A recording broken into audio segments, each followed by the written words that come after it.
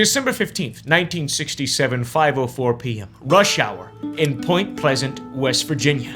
The Silver Bridge stretches across the Ohio River like a steel lifeline connecting the small town of Point Pleasant to the world beyond, that world being Ohio. Built in 1928 as an engineering marvel, the 700-foot suspension span had become the beating heart of this small community's daily rhythm. Thousands upon thousands of people crossing it every single day, heading home from work in various chemical plants and factories in Ohio. On this night, the bridge carried its usual burden of rush hour traffic. 50 vehicles inching along in the December darkness, families heading home to eat dinner and hug and other stuff that happy families do. Also, people returning from shopping for Christmas errands, workers exhausted from another day at the factory, ready to go home and beat their pregnant wives. But at exactly 5:04 p.m., a single eye bar in the bridge's suspension system, a critical piece of steel just 4 inches wide, developed a hairline crack. The flaw is microscopic, invisible to the naked eye, and is the result of stress corrosion that has been building for decades. Classic bridge style. In the span of time it would take a heart to beat, the crack becomes a fracture, and the fracture becomes a break, and then the entire structure catastrophically collapses in less than a minute. And 50 vehicles plunged 60 feet into the black waters of the Ohio River on a December night. 46 people died as a result of this tragic event. And somehow this is the beginning, but also the climactic finale of the story of the Mothman. That's right, the West Virginia cryptid, the Point Pleasant legend. You've probably heard of the Mothman if you've played Fallout, the bad one, Fallout 76. You've seen him flying around.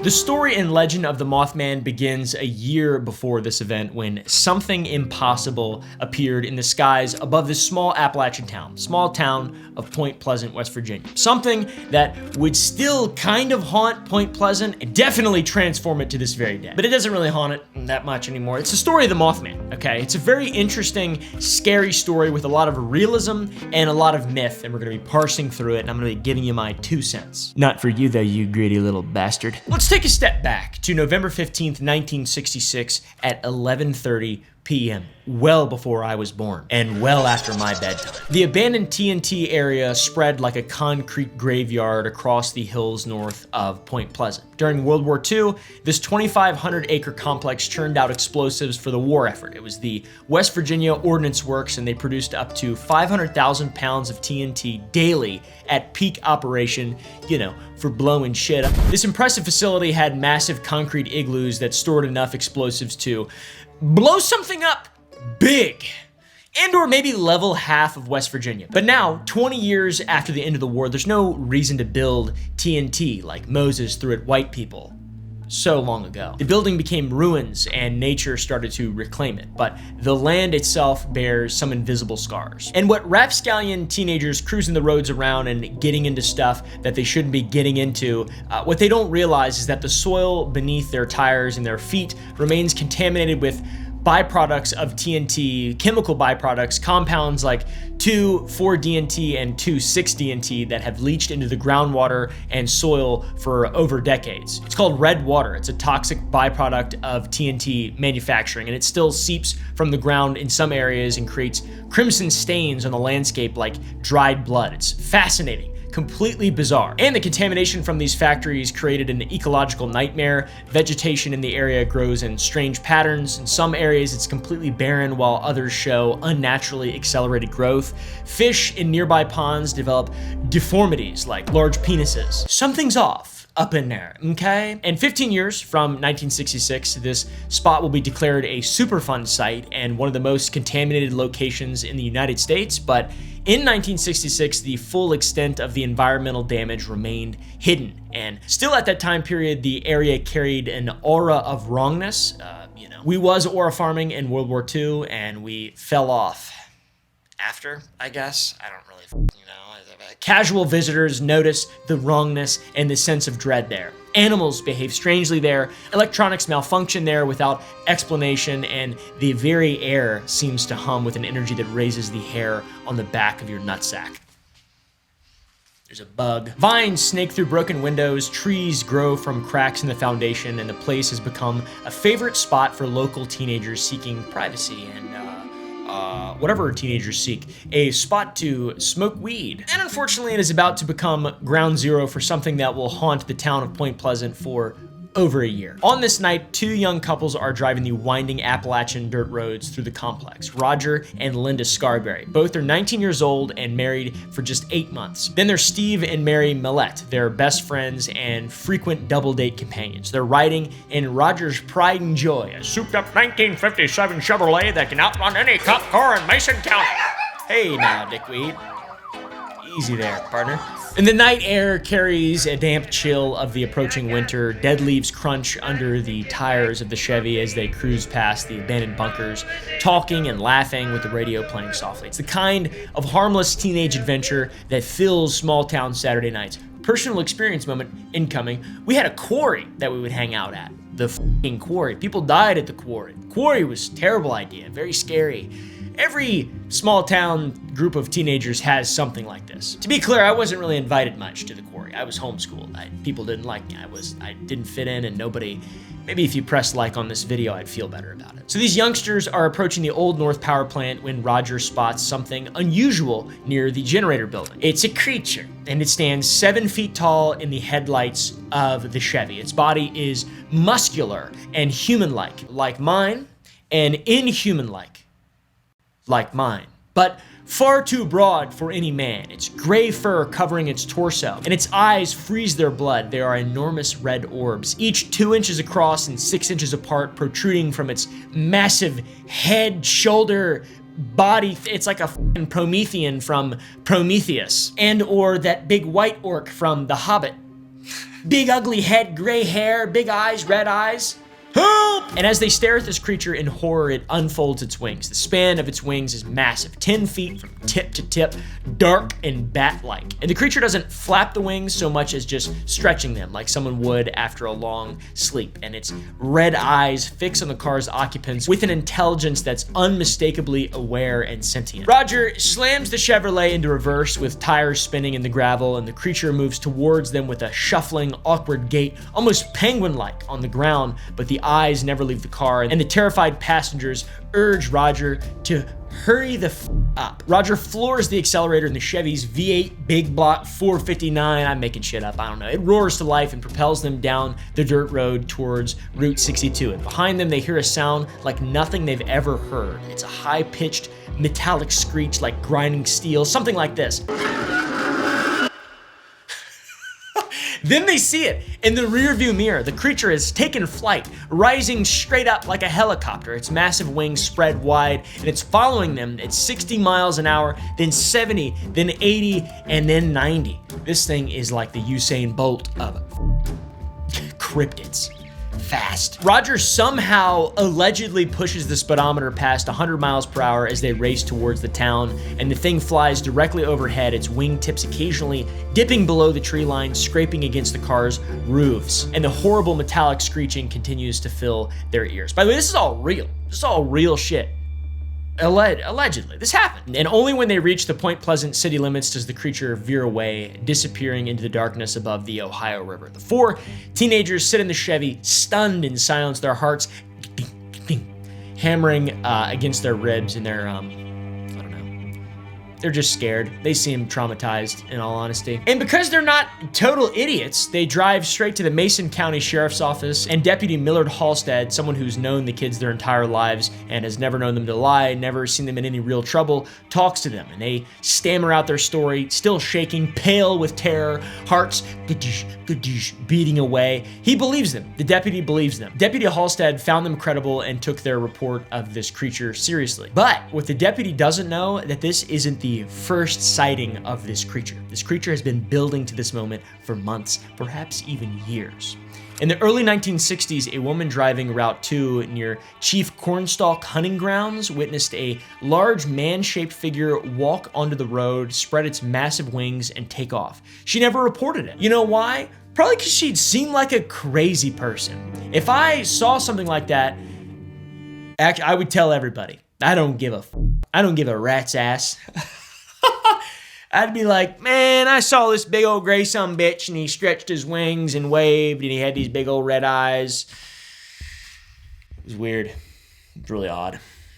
The skin on his head looked like a nutsack, like a scrambled up. Like you pinch it and roll in it like it's like one of those. There were tons of other reports. The summer of 1966 brought reports of a giant butterfly 6 feet long, and in 1965, a child saw an angel outside their home near the Ohio River. And 90 miles away in Salem, something else had been going on. Now, November 14th, 1966, in Salem, West Virginia, at 10:30 p.m., a man by the name of Newell Partridge settled into his favorite chair after a long day of construction work. His German Shepherd, a dog named Bandit, rested on his front porch, 110 pounds of loyal muscle and intelligence. The television flickered behind him with images of the Monday night movie when something, it's in this video, went horribly wrong. If anything's happening in this video, it's something's going horribly wrong. The picture dissolved into a herringbone pattern, the sound warped into a high-pitched whine, and built in intensity like a generator winding up, and the noise eventually became unbearable. It was a mechanical scream that seemed to vibrate through the walls themselves. I like to imagine that Newell was like this. Outside the house on the porch, Bandit, the big old dog, began to howl. Partridge switched off the television, but the whining continued, and now it was coming from beyond his house. He grabbed his flashlight and stepped onto the porch. Bandit stood rigid at the edge of the property, every muscle tense, focused on something in the darkness near the hay barn about 150 yards away. Partridge clicked on his flashlight, and two giant red circles gleamed back at him from the shine of his light. Massive, reflective like bicycle reflectors, but impossibly large to be eyes. Bandit launched himself into the darkness and charged towards the red lights, and the dog's barking grew frantic, desperate, and then suddenly stopped, and silence followed. Partridge waited behind on the front porch, flashlight trembling in his hand. He did own a shotgun and he knew how to use it, but something about the red eyes had paralyzed him with a primal fear that he never experienced. Minutes passed and Bandit doesn't return. The next morning, Partridge goes out and searches the property, and he finds Bandit's paw prints in the mud near the barn, which were clear tracks showing where the dog ran in circles as if chasing his own tail or something like that, but there were no prints leading away, no sign of struggle, no trace of Bandit. Bandit was simply gone. He got missing 411. 2 days later, Partridge read about the Point Pleasant sightings in the newspaper, and one detail made his blood run cold, a detail we haven't covered yet. This is the teens that were escaping the Mothman in the story just before this. They reported seeing a large dog's body on the roadside during their escape. It was a body that mysteriously vanished when they returned to look for it, as if it was never there. And there's 90 miles between Partridge and Salem and Point Pleasant, where the teens ran into Mothman. But somehow it seemed as though Bandit had ended up dead on the road where the Mothman made his initial debut. We all know that word spreads quickly through small town, and a small community like Point Pleasant might very well thrive on gossip and drama. Something like this doesn't really happen anywhere, and especially when you got a little small town of people seeing beasts flying around and killing their dogs, it's pretty interesting. By November 17th, reporters descended on the town. The first newspaper article appeared in the Point Pleasant Register with the headline, "Couples see man-sized bird creature something." So the story's out, but rather than ending the mystery like what happened in Bladenboro, little monster we talked about in a previous video down there in North Carolina, this publicity encouraged more witnesses to come forward. You see, a lot of people have been seeing the Mothman. We'll start with Marcella Bennett, a woman who drives to the Ralph Thomas house on November 16th, her baby daughter cradled in her arms. As she steps out of her car, a shadow stirs nearby. Something gray, massive, muscular rises from the ground where it had been lying, 7 feet tall, impossibly broad, with glowing red eyes that penetrate the soul. Bennett drops her baby in terror and then immediately scoops the baby up and runs for the house. The family locks the doors. The creature doesn't leave though. It shuffles onto the porch and peers through the windows. Can you imagine that? You just see a beast. Oh shit! and then you drop your baby on its head, and then you pick your baby up by one leg and you run inside, and then you look at the window, and then there's just a gray guy with red eyeballs looking through the window. What the fuck? You still holding your baby? Jesus criminy and Joseph. When sheriff's deputies arrived 20 minutes later, they found deep scratches in the wood around the doorframe, but no Mothman. You see, he had vanished. Bandit unfortunately suffered a nervous breakdown and required medical treatment for severe anxiety, which is no laughing matter. I also require medical treatment for severe anxiety, and also, like her, have recurring nightmares about, well, I don't dream about the Mothman, but I dream about snakes a lot. And for months afterwards, she reported hearing a keening sound near her home, like a woman screaming in agony. Something like this.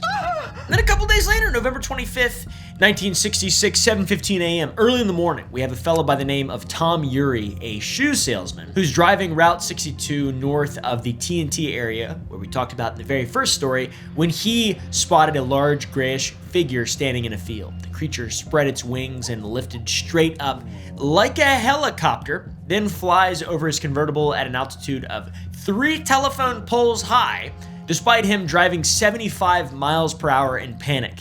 The creature keeps circling above his car going, so that's terrifying, and 2 days later brings an even more unsettling encounter. November 27th, 1966 at 10:30 a.m. Connie Carpenter was 18 years old at the time and the niece of local reporter Mary Heyer, and she's driving home from church along Route 62 near New Haven. It's a bright Sunday morning, clear skies, perfect visibility. There should be nothing frightening about the beautiful scenic drive through Mason County, Appalachians. All right. When all of a sudden, she's passing the deserted Mason County golf course when she sees, standing in the fairway, massive and improbable, the Mothman. In broad daylight, every detail crystal clear, 7 feet tall, gray fur, enormous burning red eyes, and a big swinging cock. Just kidding, I made that last part out. Connie started to slow her car as she was mesmerized in spite of her terror, and the creature's gaze locked onto hers. And then the hypnotic effect that occurred was immediate and overwhelming to her. She felt like she was being pulled into the depths of its eyes, unable to look away and unable to think clearly. Kind of like me whenever I make eye contact with a blue-eyed person. The Mothman then spreads its wings, flaps, and raises up into the sky like a helicopter. No running start, no VTOL jet action. He just smoothly vertically ascends and defies everything that Connie knows about flight and what I know about physics, which isn't a lot, all right? It then hovers above her car to troll her for a moment, and its eyes still fixed on her face. It swoops low and follows her vehicle as she speeds towards town. This guy sounds like a dickhead. Unfortunately, Connie developed severe conjunctivitis right after this, which is inflammation of the eyes that can be caused by exposure to ultraviolet radiation. The burning and swelling persisted for 2 weeks in spite of medical treatment. Doctors were baffled by the severity of the reaction. She got conjunctivitis after looking into the eyes of a demon monster. Feel like you got away easy. Let's be real, Connie.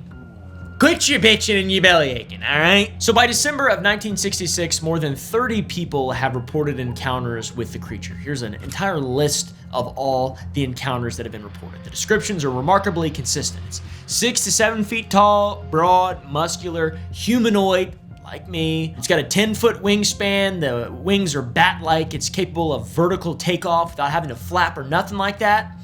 It's got 2 big red-ass eyes, highly reflective, hypnotic, like that toad from Futurama. Its movement is kind of clumsy and awkward on the ground. It's silent in flight, and it makes extremely high-pitched sounds and screeches when agitated, and its eyes can cause conjunctivitis, and it can interfere with televisions and cause extreme fear and stuff like that. A bunch of people up until this point had seen the Mothman and experienced all of these things, thus creating a pattern that we can look at. One puzzling detail that confused investigators was that reports didn't come from just one spot. The reports came from across the Ohio River Valley, Gallipolis, Ohio, Charleston, West Virginia, Huntington, West Virginia, and even as far south as Salem.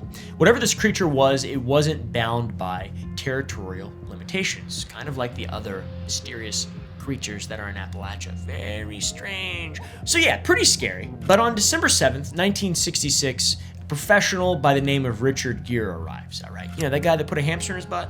Not really. It's John Keel. Richard Gere eventually played John Keel in the Mothman Prophecies, which somehow was a movie that was actually made in the 90s, and it was pretty good. I actually liked it. Richard Gere put a hamster in his butt. The real guy, John Keel, stepped off the Greyhound bus in Point Pleasant, his investigative instincts already humming. He's levitating off the ground like some kind of guy like me in my dreams. At this point, he's 46 years old, he's a journalist and a UFO researcher, and he's traveled around the world chasing strange phenomena. But there's something about the Mothman reports that intrigues him to a new level. The witnesses aren't the usual UFO crowd. These are just ordinary people. Some are very credible witnesses, all reporting something genuinely unprecedented for their area. Keel checked into the Low Hotel on Main Street and immediately began conducting interviews, and what he discovered astounded him. It was incredible. So incredible, he wrote a book about it called The Mothman.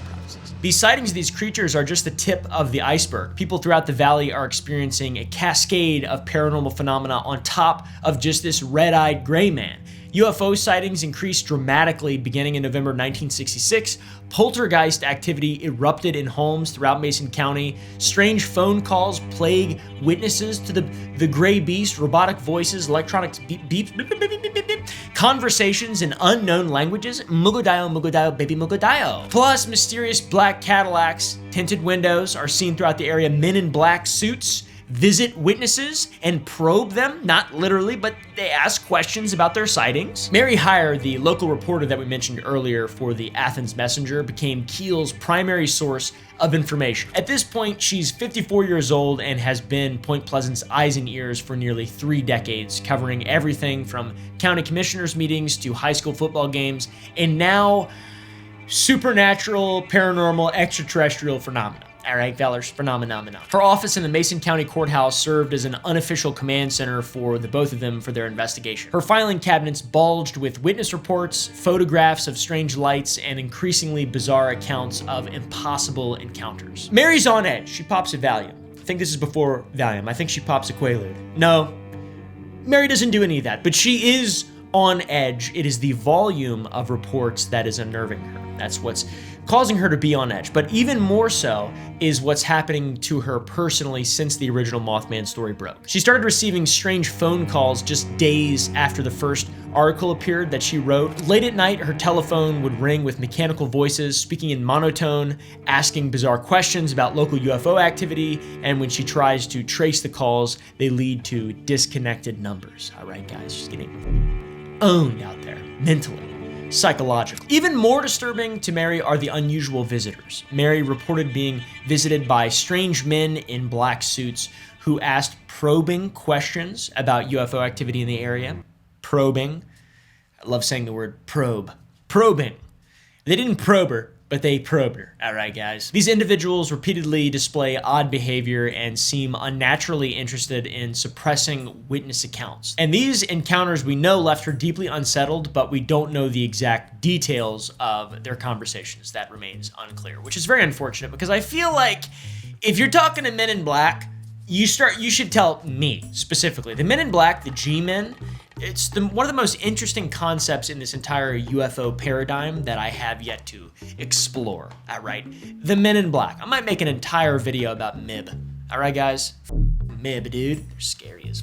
These encounters did leave Mary profoundly shaken, but they don't deter her from her work. And if anything, they convince her that something genuinely extraordinary is happening in the small town of Point Pleasant, West Bag, Aberdeen. All right. And as the year started to draw to a close, the Mothman phenomenon showed no signs of abating. If anything, the activity intensified. Strange lights danced over the TNT area nightly. More witnesses came forward with stories of close encounters, and the creatures seemed to be studying the town and watching its inhabitants with those big red eyes it's got. And John Keel, being Richard Gere essentially, senses that he's stumbled onto something far more significant than just another monster sighting. Point Pleasant is becoming a ground zero for a convergence of the impossible, a potential window into dimensions beyond normal human experience. But what he doesn't know yet is that all of this strange activity is building towards something totally catastrophic. The Mothman isn't just a random anomaly, it's a harbinger of disaster. But we'll get to that. that. Let's rewind just a couple hours, okay? December 7th, still there. 1966, the Lowe Hotel, Point Pleasant, West Virginia. John Keel set down his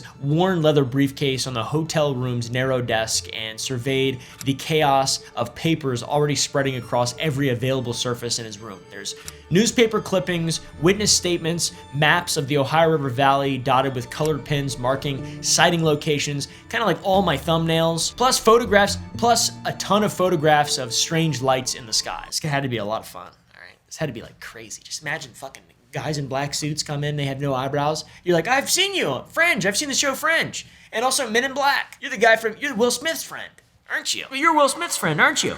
Oh, you're green. You're not black. You're green. What are you hiding in there? What you doing in there, jacking it? Little sumbitch. I love this little guy, though, for real. He's very salty. He actually has a little bit of five spice on him. A little Chinese five spice. Weird.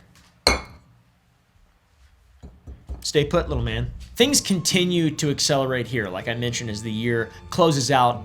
The Mothman phenomenon did not. John Keel's approach differs radically from typical UFO investigators. While others chase lights in the sky, this man focuses on patterns because he's got a little bit of autism or something. Who sees what, when do they see it, and where do they see it? What connects seemingly random encounters? What is the underlying logic of the impossible? Is there something there that is rational that you can attach to? Keel's first breakthrough came from studying the Mothman timeline. This creature didn't just randomly appear on November 15th. Strange activity had been building for weeks before that. On October 18th, 1966, a pilot reported a massive bird-like creature over Huntington, West Virginia. On November 1st, 1966, there were multiple UFO sightings around Parkersburg, West Virginia. On November 12th, 1966, a man by the name of Kenneth Duncan saw a brown human being flying through the trees at the Clendenin Cemetery. So, make of that what you will. On November 14th, 1966, Newell Partridge, our old buddy who lost his dog, encountered his creature in Salem. Then on November 15th, 1966, came the Scarberry Mallet sightings that launched the public phenomenon. The kids getting chased in the car going 90 miles an hour. Going 90 miles an hour down something. There's a song there, somewheres. I don't know. My back itches. Keel noted how individual incidents that seemed unrelated began to form a discernible pattern when they are viewed from 10,000 feet up. When you can look down on the whole thing, all the pieces obviously create a puzzle. Keel also interviewed everybody, not just the famous encounters, but the dozens of people who were too scared or embarrassed to contact authorities. And from that, an even stronger pattern began to emerge that both fascinated and disturbed him. The creature seems drawn to certain types of people. Apparently, it's young adults, particularly couples. And the effects extend beyond the primary witnesses. Families of those who've seen the Mothman report persistent nightmares featuring red eyes, electronic equipment that malfunctions without any sort of explanation, telephone calls with nobody on the line, or strange voices speaking like sometimes even speaking in unknown languages, unexplained scratching sounds on roofs and walls at night, pets disappearing or refusing to go outside after dark, kind of like my pets. Where'd my dogs go? I haven't seen them. I don't know where they went. I have no idea where they went. I genuinely don't even know. I haven't seen them in such a long time. Linda Scarberry, the most famous witness of this entire Mothman thing, had become a reluctant, accidental celebrity. Reporters camped outside her family's home, and really curious weirdos drove past her house slowly at all hours, kind of like how people treat the lady who lives in the the Breaking Bad house right nowadays. Have you seen her yell at those people? It's weird. You're a dumb bitch. All the attention for Linda did come with quite a price. She reported to Keel that she suffered from severe insomnia and recurring nightmares about the red eyes. She also was one to experience the strange phone calls with nobody on the line or mysterious beeping sounds. Now, 3 weeks into Keel's investigation, something scary happens. Way scarier than seeing the monster, to be honest. Mary, his investigating partner, mentioned the series of unusual visitors that had come to her office. Men in black suits, asking all sorts of detailed questions, no eyebrows, probing, and so on, the Mothman witnesses. They appeared to her and probed multiple times, but the first appearance occurred in late January 1967 while she was working alone. He spoke in halting tones and kept moving closer to her, staring almost hypnotically without ever blinking. No red eyes, though. She explained to John Keel that they look almost normal, but there's something off about them. Their skin's too pale, their movements are too stiff, and that she had seen one pick up a ballpoint pen from her desk and stare at it like he'd never seen one before. To be fair, I do that type of stuff. But the men in black follow a disturbing pattern. They arrive in pairs often, they drive vehicles with license plates that were never issued, their suits are brand new, but completely whack as and out of style. They demonstrate supernatural knowledge of witnesses' private thoughts. They also struggle with basic human activities like wiping before they poop. It just doesn't make sense, Men in Black. You've got to fix that. And they warn people to stop discussing their experiences that they have with them. So if you meet the Men in Black, don't talk about them. One particularly violent incident involves Connie Carpenter, the young woman who saw the Mothman in broad daylight in that field out there. On February 22nd, 1967, she was walking back to school when a black car pulled up beside her. The driver grabbed her arm and tried to force her inside and tore her blouse. Connie broke free and ran home, but the terror didn't stop. It followed. That evening, Connie's family found a note slipped under the front door that said, "Be careful, girl. I can get you yet." What in the is wrong with you people dressed in black? Ease up. Jesus. So we've got the Mothman, we've got the Men in Black, we've got the strange appearances. By spring of 1967, Keel's investigation would take a somehow even stranger turn. And when I say, I genuinely mean that, okay? We've got the Mothman, we've got the Men in Black. How about a telepathic entity? All right, how about that? Witnesses began reporting telepathic contact with an entity they claimed to be connected to the Mothman phenomenon. Imagine being an entity and being like, yeah, I'm connected to that guy for sure. I'm telepathic, but I'm also connected to that guy. Claiming? It's kind of weird. The entity identified itself only as Indrid Cold, the Smiling Man. You've definitely heard of this. It's a fucking creepy ass West Virginia cryptid. So insane. It's the same being that Woodrow Derenberger claimed to have met on Interstate 77 in a slightly different story. All right, guys, we've talked about it before. And the communications with Indrid come in various forms. There's direct telepathic contact during meditation or sleep. There's phone calls with robotic voices delivering cryptic messages. There's also automatic writing sessions where witnesses find themselves compelled to write messages that they don't even understand. This is automatic writing, by the way.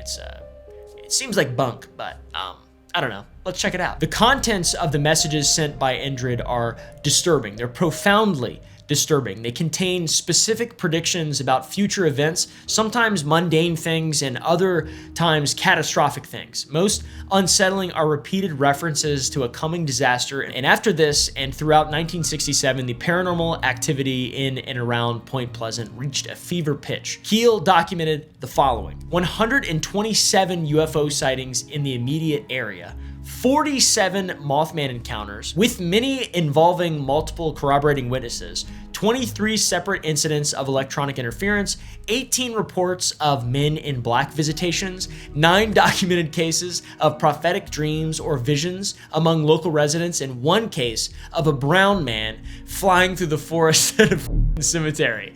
All right, that's just such a weird way to describe something. And as autumn of 1967 approached, Keel notices the characters of the phenomena changing. The playful, almost curious nature of earlier encounters gives way to something darker and deeper. Witnesses report feeling threatened, watched, and hunted, and the prophetic messages become more urgent and more specific. And finally, on November 19th, 1967, Mary Heyer contacted Keel about a disturbing dream that she had experienced involving Christmas packages floating in the dark water with people drowning. She described the dream or vision as unusually vivid and extremely unsettling, and others reported similar visions, dreams of falling, of metal groaning and snapping, of people screaming as they plunge into icy water. And then we move to December of 1967. Keel reviews 13 months of meticulous documentation, searching for answers that continue to elude him, and the Mothman phenomenon is defying every conventional explanation. It isn't just a case of misidentified wildlife or mass hysteria. There's too many credible witnesses, there's too much physical evidence, there's too many physical effects, too many accurate predictions. Possibly most disturbing to Keel at this point is the realization that all of this supernatural activity seems to be building towards something specific. The entity isn't just observing Point Pleasant, it seems to be preparing the community for something terrible. And on December 14th, 1967, Keel reported receiving what he claimed was the final telepathic communication warning of imminent disaster involving the bridge.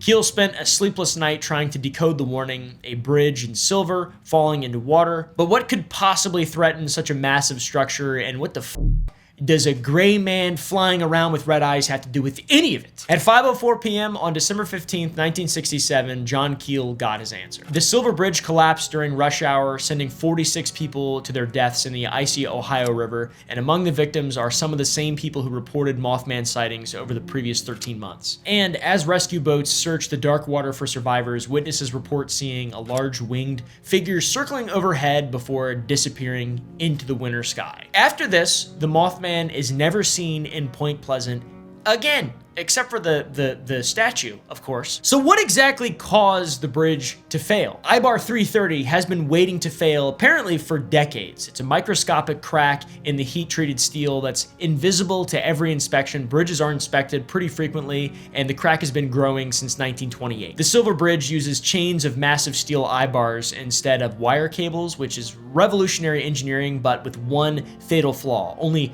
2 bars per link, where most bridges use 3 or more. The Silver Bridge uses chains of massive steel I-bars instead of wire cables, which is generally considered revolutionary engineering for that time, but there's a fatal flaw with the Silver Bridge. The Silver Bridge uses 2 bars per link, where most bridges use 3 or more. The designers of this bridge believed that their new steel was strong enough, and they were obviously wrong. And 5 o'clock on a cold December evening, the crack in IBAR 330 reached critical size. The fracture propagated through the steel in milliseconds. First, a brittle break in the lower half of the eye, then a ductile failure in the upper portion. The companion IBAR slid off its pin like a broken link in a chain. The north suspension chain snaps, and then the bridge entirely collapses into the Ohio River. And everything unfolded with a sound that came first. It was a gunshot-like crack that echoed across the river valley. Then the massive steel structure starts to fold, beginning on the Ohio side where the broken chain can no longer support the load. And in less than 20 seconds, 1,460 feet of suspended roadway collapses into the Ohio River. 32 vehicles plunge 60 feet into icy water. Christmas packages wrapped that morning float alongside overturned cars. And a few people that actually fell into the river from the bridge managed to escape. William Needham is one example of this. He managed to escape his sinking truck cab by breaking the window and swimming to the surface using a floating cardboard box for buoyancy. His partner in the truck, trapped in the sleeper bunk, did not survive. Howard Boggs is another person who survived. He escaped his sinking car but was unable to save his wife Marjorie and their baby daughter, who was trapped inside as the vehicle sank. And in spite of rescue efforts, both of them passed. After the collapse and within minutes, almost every available boat on the Ohio River converged on this site outside of Point Pleasant. Local fishermen, police vessels, Coast Guard, clutters, anyone with a boat who heard the sound of the bridge falling. They pulled 18 survivors from the water, but 46 people are already dead or dying in the December cold and wouldn't make it. The rescue effort continued through the night and into the following days, where divers worked in treacherous conditions, feeling their way through the twisted wreckage on the river bottom. Bodies are recovered one by one, but 2 victims were never actually found, probably swept away by the current or trapped too deeply in the collapsed steel. Now, the bridge is very important to get from Point Pleasant to Ohio and vice versa. There was almost immediately an emergency ferry service that began, using local boats to transport stranded commuters across the river. Is a massive economic impact to the community. It was immediate and devastating. Commerce ground to a halt. It's hard to even imagine how much this would impact a small community, especially in the 60s in West Virginia. I mean, come on. Extremely corrupt President Lyndon B. Johnson ordered a federal investigation within days, and the National Transportation Safety Board began the methodical process of determining what exactly went wrong. Massive cranes pulled wreckage from the river and laid it out in nearby fields, like trying to build pieces of a massive, horrible puzzle. They didn't really talk much about Mothman, to be honest, but what they did discover was sobering. The bridge was designed for Model T Fords, weighing 1,500 pounds. By 1967, the average family car was 4,000 pounds and Truck weight limits have nearly tripled from 20,000 pounds to 60,000 pounds. The bridge was literally being crushed under loads that it was never designed to carry. And the final cause came down to the single eye bar, number 330 in the northern chain. It was a crack that killed 46 people, and it had been growing for decades, completely invisible to every inspection because it was located on the inside surface of the steel eye, inaccessible without disassembling the entire joint. Absolutely horrible. Almost nothing anybody could have done about it. It seems like the Mothman thing is like a weird accessory to this. What do they have to do with it? The Mothman? It was a prophecy for the bridge. What? Now, as news of the collapse spread, witnesses began making connections that became strange. The paranormal research community really lost their minds over the whole Mothman thing. Several of the victims had reported Mothman sightings during the previous 13 months. Others had experienced the strange phenomena associated with the creature, the electronic interference, unexplained phone calls, men in black visits, injured cold. And once again, on the night of the collapse, there were multiple reports of people seeing the Mothman flying around or, I don't know, up to no good. And back to John, who was devastated by the tragedy. Obviously, despite his warnings, he began piecing together the connections. The Mothman sightings, the UFO activity, the prophetic dreams, all of it seemed to be building towards this moment, the moment of the bridge collapsing. But was the creature trying to warn the community, or was it somehow connected to the disaster itself? It could have just said, there will be a bridge collapse. It will collapse. A lot of people are going to die. There's a correlation though. The first Mothman encounter was November 15th, 1966. The Silver Bridge collapsed a year and a month later. 13 months. That's pretty precise timing. It feels strange. But also, why would it ever warn people through cryptic visions and terrifying encounters rather than just being like, yo, avoid the bridge at all costs. All right, this bridge right here, yeah, check out I-330, all right? That's not a Model T you're driving. Honk, honk, honk, honk, honk, honk. Just, gah! It would have been better off if it just decked some people instead of just flying around with its red eyes.